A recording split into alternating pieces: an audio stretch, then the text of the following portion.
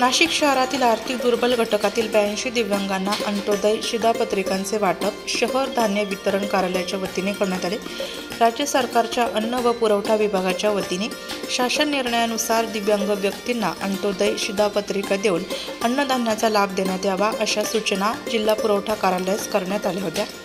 त्यास अनुसरून प्रहार दिव्यांग संघटनेचे जिल्हा अध्यक्ष ललित पवार यांनी सातत्याने दिव्यांग अंत्योदय शिधापत्रिकांसाठी पाठपुरावा केला होता।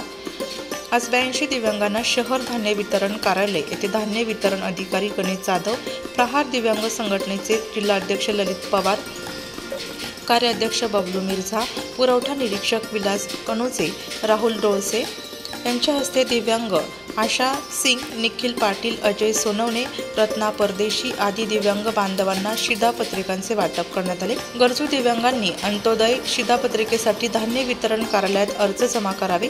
उपलब्ध इष्टांकानुसार प्राधान्याने उर्वरित दिव्यांगांना अंत्योदय योजनेचा लाभ देण्यात येणार असल्याचे धान्य वितरण अधिकारी गणेश जाधव यांनी सांगितले। याप्रसंगी पंकज बैरागी, कैलास चव्हाण, अनिल आठवले, लिपिक नितीन गायकवाड, संतोष धाकटोंडे, गणेश प्रधान, संतोष दुसाने, पराग आमले, क्षितिक क्षत्रिय, सुशील गांगुर्डे, सिद्धेश बोरसे, दत्ता कांगणे आदींसह दिव्यांग बांधव उपस्थित होते।